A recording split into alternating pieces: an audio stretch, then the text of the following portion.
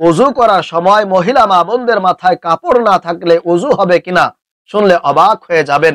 কি কি বিপদ হতে পারে আজকের এই আলোচনাটি প্রত্যেকটা মহিলা মা বোনদের শোনা অনেক বেশি জরুরি। ওযু করেন মাথায় কাপড় থাকে না, নামাজ পড়েন, আপনারা কি কি সমস্যার মধ্যে পড়বেন জানতে হলে অবশ্যই আজকের এই ভিডিওটি আপনাকে মনোযোগ সহকারে সম্পূর্ণ শুনতে হবে।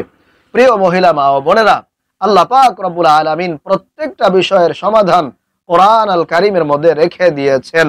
আল্লাহ বলেন, ওয়ানাজ্জালনা আলাইকাল কিতাবা তিবয়ানাল লিকুল্লি শাই।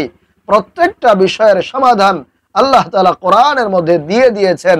এমন কোনো বিষয় নাই যেটা আল্লাহ রাব্বুল আলামিন কোরআনের মধ্যে তার সমাধান রাখেন নাই। সুবহানাল্লাহ। আল্লাহ তাআলা ওযু করা সম্পর্কে পবিত্র কোরআনুল কারীমের মধ্যে কি বলেছেন শুনলে আপনারা অবাক হয়ে যাবেন। প্রথম নম্বরে বলছি, আল্লাহ রাব্বুল আলামিন বলেন, ইন্নাল্লাহা ইউহিব্বুত তাওয়াবিনা ওয়া ইউহিব্বুল মুতাতাহহিরিন।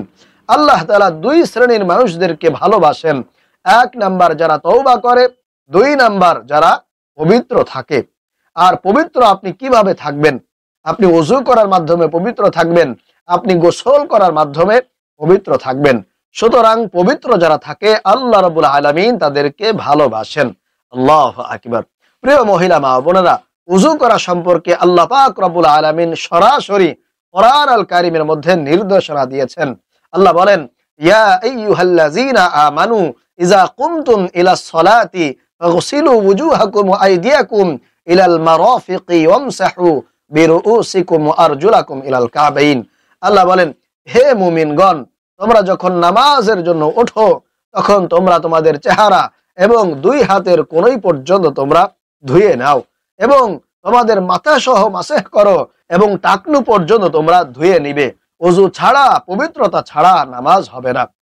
প্রিয় মহিলা মা ও বোনেরা, ওযু করলে আপনি কয়েকটা লাভ পাবেন, আপনি কয়েকটা উপকার পাবেন।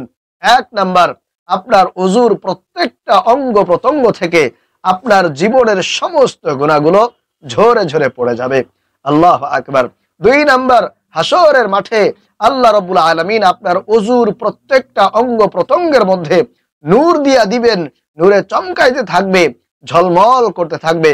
আল্লাহ রাসূল সাল্লাল্লাহু আলাইহি ওয়াসাল্লাম দূর থেকে আপনাকে চিনে ফেলবেন, আল্লাহর কাছ থেকে আপনাকে সুপারিশ করে জান্নাতে পৌঁছে দিবেন। আল্লাহু আকবার।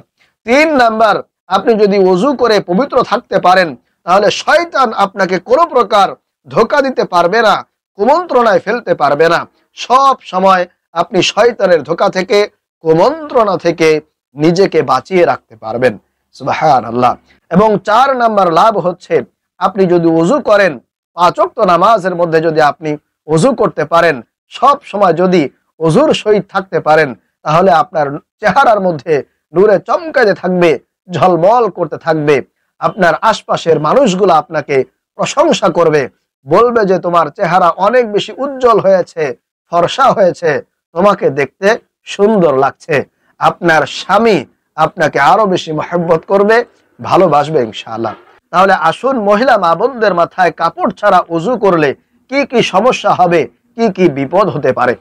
এখানে কয়েকটা বিষয় আপনাদেরকে খেয়াল করতে হবে।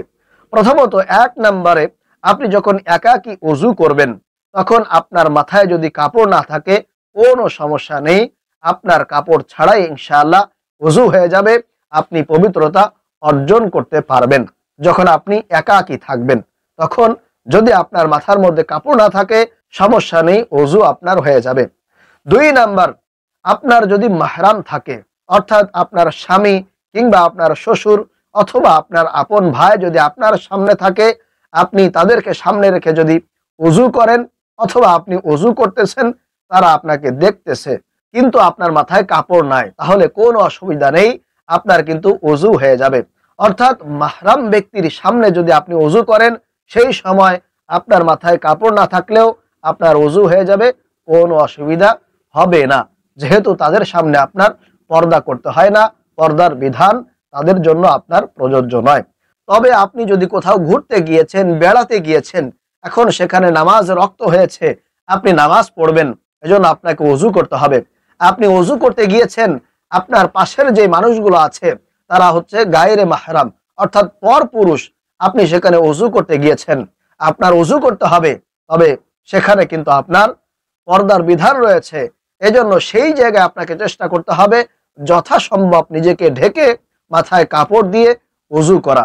এখানে আপনাকে অবশ্যই মাথায় কাপড় দিয়ে ওযু করতে হবে, কারণ এটা আপনার জন্য উচিত হবে, যেহেতু সেখানে আপনার পর্দার বিধান রয়েছে। আশা করি বুঝতে পেরেছেন। তবে আপনি যখন একাকী ওযু করবেন অথবা আপনার স্বামীর সামনে কিংবা যারা হারাম ব্যক্তি আছে তাদের সামনে যখন আপনি ওযু করবেন, তখন আপনার মাথায় কাপড় না দিলেও কোনো অসুবিধা নেই, আপনার কিন্তু ওযু হয়ে যাবে। আল্লাহ রাব্বুল আলামিন আমাদেরকে সব সময় ওযুর সহিত পবিত্র থাকার তৌফিক দান করুন। আমিন।